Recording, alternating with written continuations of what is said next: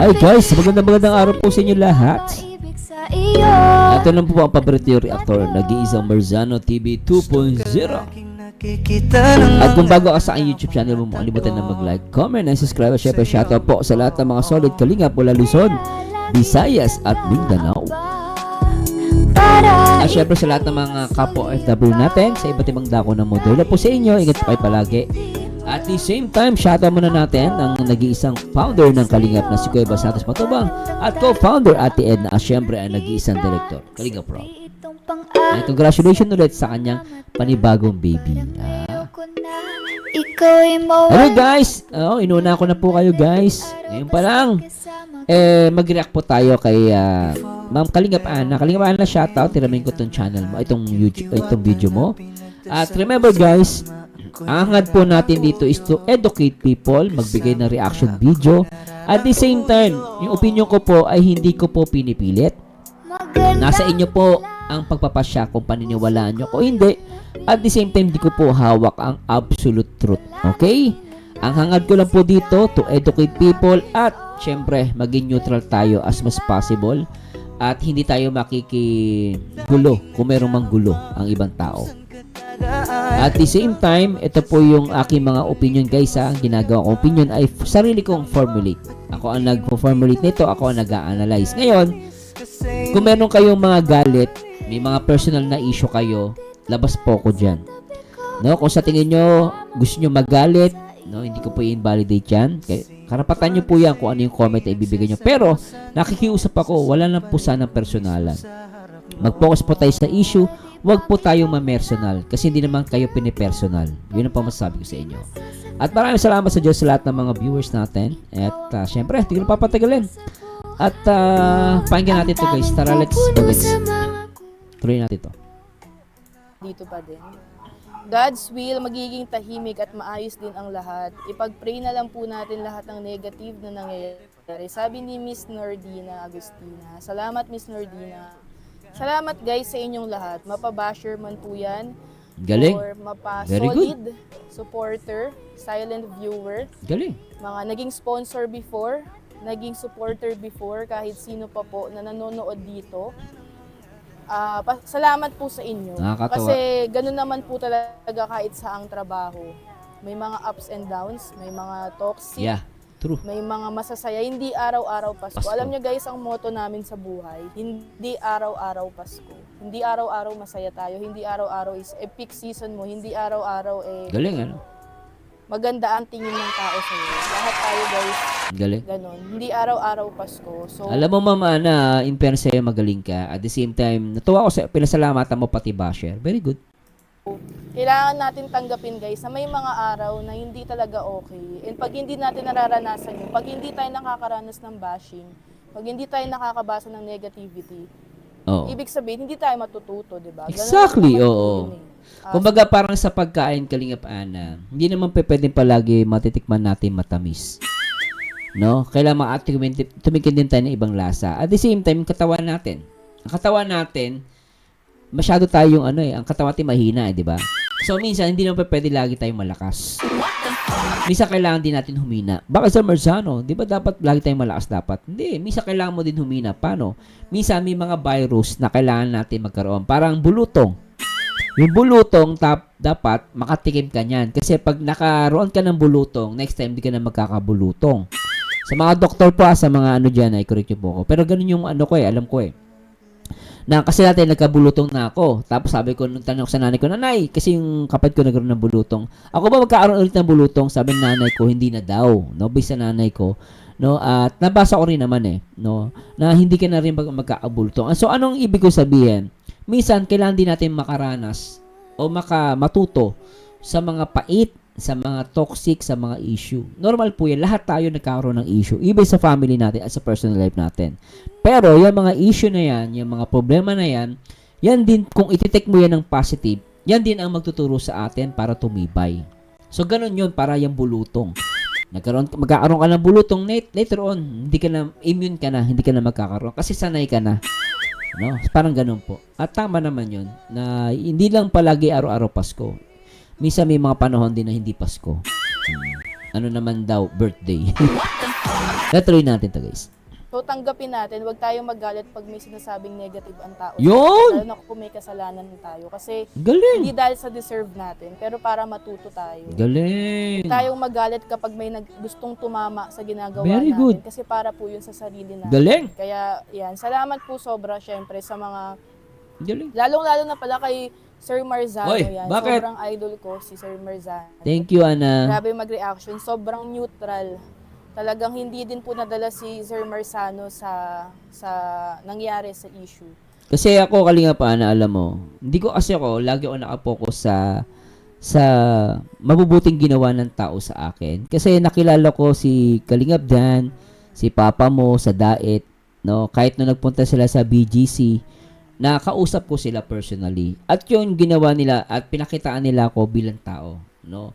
Wala akong galit kay Papa Dan, kasi hindi personal na buhay po nila yun eh. At sa bilang reactor, meron akong boundary.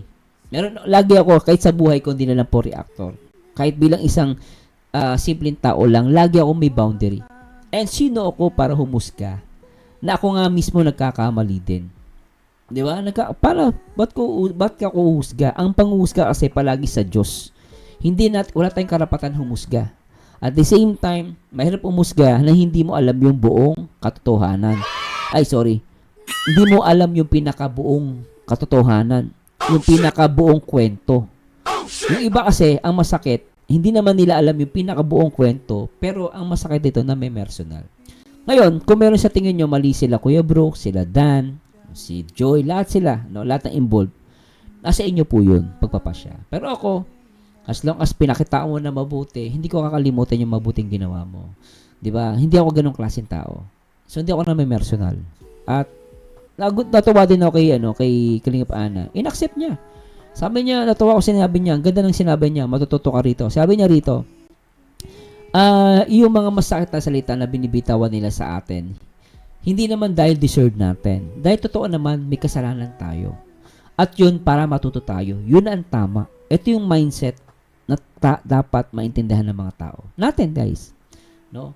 Ganun po, dapat tayo. At salamat Kalingap Ana. Ako sa akin, ginagawa ko lang yung yung alam kong tama. At salamat dahil na compliment mo ko doon. And, syempre lahat naman ng compliment sa Panginoon. No? Salamat sa Diyos. Anyway, tuloy natin. Grabe mag-reaction. Sobrang neutral. Talagang hindi din po nadala si Sir Marzano sa nangyari sa issue. Pero ayun nga guys, ulit-ulitin ko po sa inyo, sa mga nagalit, sa mga hindi nakapagpigil at nakapagbitaw ng masasakit na salita, okay lang po yun. Hindi po ako galit.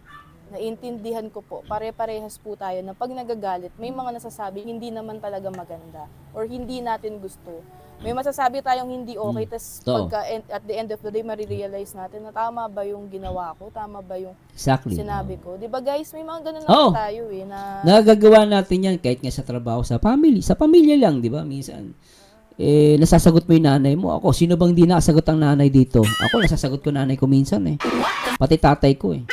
Pero later magugulat ako, teka, mali ata yung sinabi ko sa nanay ko ah. Di ba? Magdadamdam ka. Parang mag-a-assess ka.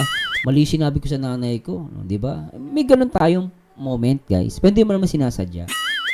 Di ba? Tao tayo. Ako, perfecta. Kung sabihin sa akin, hindi ka nagkakamali. Di ba, no? Si Apostol Pedro nga, nanaganang tenga eh. Nagsinungaling pa 3 beses eh. Pero meron siyang dahilan. Ganun din naman tayo. Tuloy natin. Realization. So, sana this time, di ba, kahit papano ay maging okay na. So, si Kuya Brooks, guys, huwag niyo po siyang seseryosohin lagi. Kasi it's either nantitrip lang po yan si Kuya Brooks, may pinagtitripan, o wala. Ganyan, parang nadala ng emosyon, hindi pinag-isipan. Tapos at the end of the day, marirealize din naman po niya yan. So, more patience lang po kay Kuya Brooks. Pasensya na po kayo sa kanya. Pero ayun nga po, mabait din si Kuya Brooks, guys. Hindi kayo magsisisi pag nakasama niyo po yan. Ako, hindi ko din kinakampihan si Kuya Brooks. Hindi dahil nasa Kalingap ako. Bilang tao na lang po. Nung pumunta kami sa Daet, nilapitan ako ni Kuya Brooks. Tuntua sa akin. Kinausap ako niyan. Wala akong narinig na No, tuntua sa kanya. Mabait po yan kalugyan si Kuya Brooks. Makikita mo nung nagpakain sila sa diet, siya naghihiwa ng lechon, siya yung naghahati-hati ng mga pagkain. Mabait si Kuya Brooks sa personal, guys. Makita nyo yan. Oh, nag-aayos ng ano yan ng pagkain doon nung sa diet, pumunta kami. Oh. Maasikaso yan. Nakikita mo, guys. Hindi ako hindi ko inangat si Kuya Brooks. Pero hindi ko naman sinasabing perfecto siya. Nagkakamali yung tao. Pero sa akin, sinasabi niya mabait si Kuya Brooks. Para sa akin to, guys, nakita ko kasi personal si Kuya Brooks. Iba siya sa personal. Kaya nagugulat ako, si Kuya Brooks pa to. Tama na sinabi ni Ana, baka nagtitrip. Kaya lang minsan, yung mali lang ni Kuya Brooks do, medyo padalos-dalos kasi.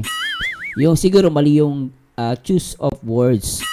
Tapos mali din siya ng atake. So, nagkakamali. Tao yan eh. Tsaka may edad na rin. Ako, inuunawa ko. Parang tatay yan. Ang tatay ko ganyan. Tsaka yung lola ko, di ba, nakwento ko. Yung tatay ko ganyan. Naku po, maniwala kayo guys. Sinabi mo na sa antigas ng ulo, di ba? Ganun po ang mga magulang natin minsan. Aminin natin, minsan, mas matigas pa ulo ng magulang natin minsan. Totoo po yun. Ang tatay ko po namayapa na yun. No? So, yun lang, nababanggit ko. Sinishare ko lang po ito para maintindihan ninyo na nangyari din naman kahit kanino yan. Na may ganyan tatay ka talaga, makulit. Na gano'n talaga. Nawain mo na. Siyempre, tatay mo pa rin yan guys eh. Kahit alam mo may maling ginawa ang tatay mo, minsan nananahimik ka na lang eh. Gusto mo siya kontrahin pero minsan di mo magawang kontra. Kasi tatay mo eh. Pero 'di ba? Ganoon tayo guys. Tuloy natin. Kaya pumunta na kayo dito sa diet. Thank you, Miss Ariza. Spread love na lang lahat. Sabi ni Mama Gemma, move on na please. Move on. Miss Nordina, shout out po. Kaya nga po, Hana, sana maghinay-hinay naman yung iba sa mga comment nila. Sabi ni Miss Annie. Oo nga, Miss Annie. Sana nga po, guys. Sana ganun na po ang mangyari. Hana, unsolicited advice and apology should always be unreserved and unqualified. No excuses, no explanations, no justifications, no conditions. Remorse and humility may hurt your pride. Take it, sabi ni Miss Bea. So, ayun guys, sana minsan ma-realize din po natin na too much na ang ating nagagawa sa tao. Na kahit gaano pa po tayo kagalit, sana wag po natin pairalin na yung galit na lang po ang nananaig sa ating puso. Na nahahawaan na din po natin yung iba sa galit na yun. Sa energy na nakakalat natin, di ba? So, may mga araw naman din na sana ma-realize natin na too much na, tama na. Love na lang tayo. Yun ang pinaka-the best na advice na narinig ko. At totoo lang. Kasi alam nyo, ako naintindihan ko naman din. Ako kasi as a reactor, guys. Totoo, alam mo kung reactor lang ako na pwede ko ito patagalin eh. Gagawin ko lang, kakampi ako sa isa. Pag-awayin ko. Ganun po ako. Ganun po ang content creator. Kaya lang hindi ko minsan habol. Hindi ko rin matiis eh. Na parang, parang, ako nagbibigay opinion, pero ako sa side ko, pwede ko tumaas yung views ko. Yung gagamit lang ako ng words na pang-asar eh. May kakampihan ka, ganun. Pero ako, as much as possible, neutral ako dito sa sa situation na to. Kasi hindi ko alam yung buong pangyayari. At, mas maganda na bilang reactor ng Kalingap, ikaw na yung magbigay ng opinion na paano ba ito matitigil? Last time kasi nung nag-live ako nung isang gabi, nakinig siguro si Kalingap Ana. Sabi ko, ang pinaka solution diyan, tumahimik lahat. Kung si Kuya Brooks gusto niya mas maganda tumahimik. Yun yung pinaka the best talaga na magagawa ni Kuya Brooks. At natuwa ako kay Kalingap Ana. Nakinig pala sa live ko and nabanggit niya ako rito. Salamat Kalingap Ana. No. So, salamat din and keep it up. Maganda yung sinabi mo rito sa live mo. Miss Rowena Rebelo, shout out po. Miss Mirna Garcia, hello, shout out. Miss Marlena Mix Vlog, yan. Si Miss Joanna Biag, tama po ba? Bae na iniwan niya sa ere. Sino Miss Joanna Biag? Kung about po kay Joy yan. Ito guys, hindi ko po ito sasagutin para makipag-away ha. Pero ito, para... Sige, sagutin mo nga Kalingap Ana. lang po informed din si Miss Joanna. Hindi po iniwan sa ere ni Kalingap Dan si Joy. Sabi nga po nating lahat, alam na din po to, most of all ng mga viewers na aware po, both sides, both parties, about sa love team. Na love team po yun. So sila, Two parties meaning sila Nanay Imelda, sila Mama Oh. Gemma, Team Brooks, o sino man pong mga reactors or vloggers ng Kalingap na nagba-vlog sa Danjoy. Lahat po yan sila alam na love team lang po ang Danjoy. Ako na as a reactor po, kasi nabanggit niya. Ako sa reactor, nalaman ko lang nito lang. No, nung nagkaroon ng issue. Kasi talaga hindi ko naman po alam dahil hindi ko sila nakakasama. So, pero may ang pagkakaalam ko, no, based sa mga live, no, mapapansin mo mga live, na tatahimik lang po, ina-analyze ko. May mga sponsor, and I don't know kung reactors may alam na nila, pero most of the is sponsors. Like, kung mapapanood yung mga live nila, no, sponsor ang talagang nakakaalam na talagang love team. Ganun yung set ng love team. Nabanggit din ni Ma'am Rhea Olarte sa nung isang araw yung upload niya. So, nabanggit niya doon na alam din ni Joy, alam din ni Dan, yung set ng love team. Kaya nga lang naman tinuloy kasi parang ang dating, ba't niloko? Kasi nagkaroon na ng hindi mo na masabi. Nandun di ba?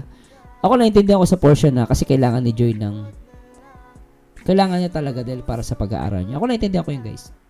Kaya sabi ko sa inyo, Sir Marzano, paano yung nagsinungaling pala si Joy sa kasidan? Bakit masama ba intention nila? Hindi naman Kasi talagang gusto nila mag-benefit dahil nag-aaral si Joy. No, magkano ang pag-aaral sa nursing? At the same time, syempre gusto niya rin naman na kahit papaano may gagastos sa pag-aaral niya. O parang si Pedro nga, di ba, nagbigay ng isa. Si Pedro nga nanagaan ng tenga ng sundalo na uhuli kay Kristo Di ba? Nagawa niya dahil sa pagtatanggol, pagmamahal sa Panginoong Kristo. At nagsinungaling siya. Nagsinungaling ba siya dahil masama intensyon? Hindi. Nakapagsinungaling siya. Siyempre, pag hindi siya nagsinungaling, papatayin siya ng mga Romano. Igagarote rin siya. So, nagsipagsinungaling siya. Parang ganun. Sana makuha yun, guys. Yun, apostol po yun. Nasa Biblia yun. Nakapagsinungaling. Ako si Joy, nakapagsinungaling. Sa kasida, nakapagsinungaling. Tinago nila yan. Alam pala nila. Maintindihan ko yung portion na yun. Hindi ako mamamersonal. Kaya ano nangyari to? Hindi ako masyadong kahit hindi ko narinig yung mga explanation, ina-analyze ko, alam ko na. At tama nga ako na alam ni Joy tsaka ni Papa Dan. So, ibig sabihin, both of them, may alam sila. Kailan ba tinuloy? Gusto ba nila manloko? Hindi. Meron silang dahilan. At sabi ko nga, nung nalaman ko yun, hindi ako nakakaramdam ng galit kahit kanino. Kasi inunawa ko.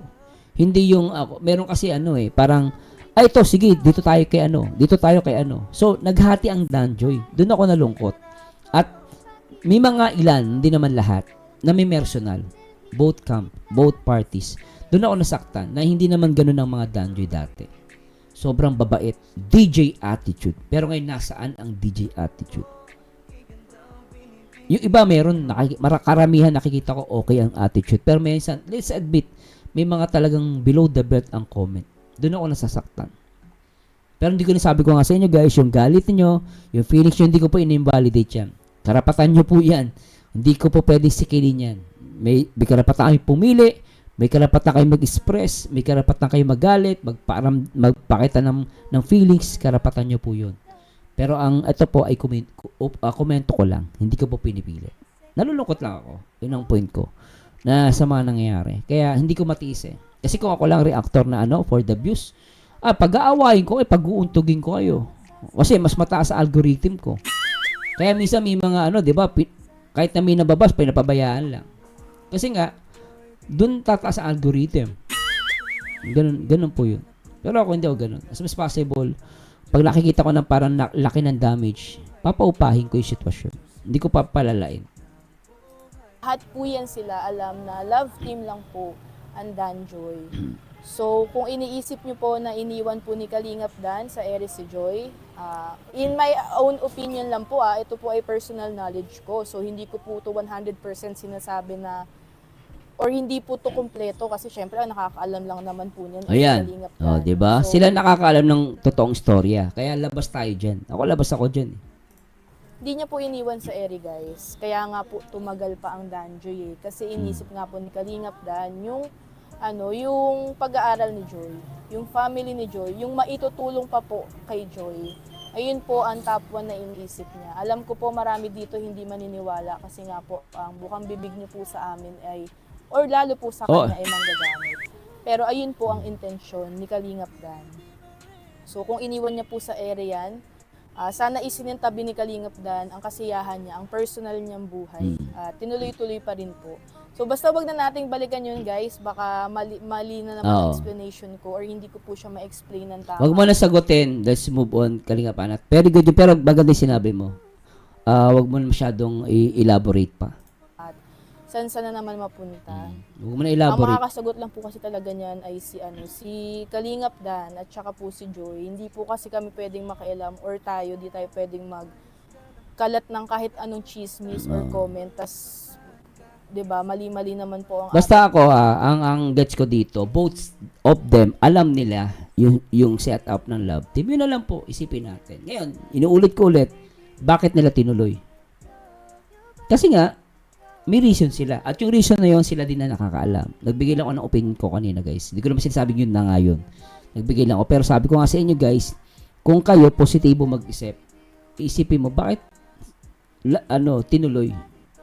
So, alam nyo na yung dahilan. Nasa inyo na yun. Diba? Basta ako, I take it as positive. No, hindi ako mananapak ng kapwa. Hindi ako mamamersonal. info. Sabi ni Miss Tommy, Hana, sabihan mo si Kuya Brooks kung mag-live siya, gayahin niya si Kuya Val formal magsalita para irespeto ng viewer thing. Yeah, Sabi ni that's Miss good Tommy advice. Tommy. Oh, good advice yun. Miss Evelyn. Hello po, shout out. Salamat, Miss Evelyn. True, Miss Luz Biminda. Napawisan na po ako. Isa na po sa mga na-remove natin ng jacket, guys. Ni-remove ko lang po talaga lahat ng ating jacket dahil kumbaga fresh start. Dahil ayun, nasasaktan kayo guys, pero nasasaktan din po kami. Oo naman. Pero ang pagkakaiba lang natin, kailangan po kasi kami ay ano pa rin. Hindi man matapang, pero okay dapat pag umaharap Tama. sa camera. Dapat hindi namin ipakita na Weak. nasasaktan kami. Ganun kasi ang pagkakaiba Oo. natin. So mahirap din po sa aming sitwasyon. So Tsaka sa sitwasyon kasi nila guys, meron silang channel. Yung mga viewers kasi matatapang. Totoo lang guys huwag kayo masaktan sa akin mga viewers, no. Iba matatapang sila. Madali nilang sabihin ang gusto nilang sabihin. Pwede silang magalit, pwede silang magmura. Pwede silang umatake anytime, anywhere. Wala silang accountability kasi wala silang channel. Hindi tulad ng mga reactor, lahat ng mga content creator, may channel sila. Napakahirap ng sitwasyon nila. No? Madali magsalita kasi. Pero pag nasa sitwasyon na may channel, subukan mo magkaroon ng channel. At kung hindi ka lapain sa social media, baka hindi mo kayanin. Kaya hindi basta-basta talaga, no, yung magbigay ng komento, magsalita, napakahirap po, guys. Sana maintindihan nyo, guys. Huwag kayo masaktan sa akin, ha? Love lang po. mga gusto po mag-unsubscribe or hindi pa rin po okay Grabe yun, na nakikita kami. Oh, Okay diba? lang po yun, Miss Sheng. Wala pong problema.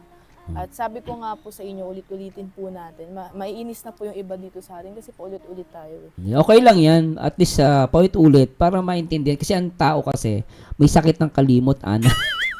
Yan ang sakit ng tao. May sakit ng kalimot tayo, mga tao.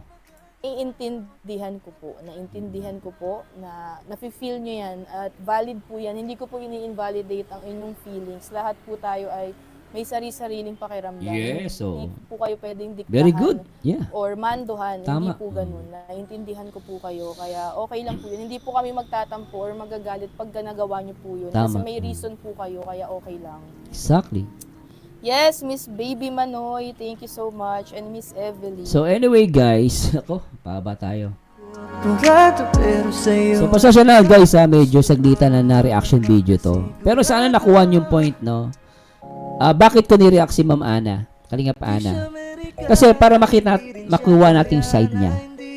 Makuha natin yung side ng isa, makuha ang side niya. At the same time, natuwa ko dito, wala naman siya sama ng love kay Joy. Ito yung maganda. At the same time, umami naman din siya sa pagkakamali ng tatay niya. For me, as long as humingi ng tawad to, that's enough, guys. No need to elaborate. Let's move on. Ngayon, Sir Marzano, Ayaw ko magpatawad, ayaw ko mag-move on. Karapatan nyo po yan. Pero para sa akin, mag-move on ako, magpapatawad ako. Para ba sa ibang tao? Hindi. Para sa sarili ko. Bakit? Self-care yun. Ngayon, kung pag ayaw mong patawad, like ka parang galit, ikaw ang magkakaproblema. Mamaya magkakasakit ka sa puso. Gawin natin to para sa sarili natin. Mahalin natin ang pamilya natin. Mahalin natin ang sarili natin.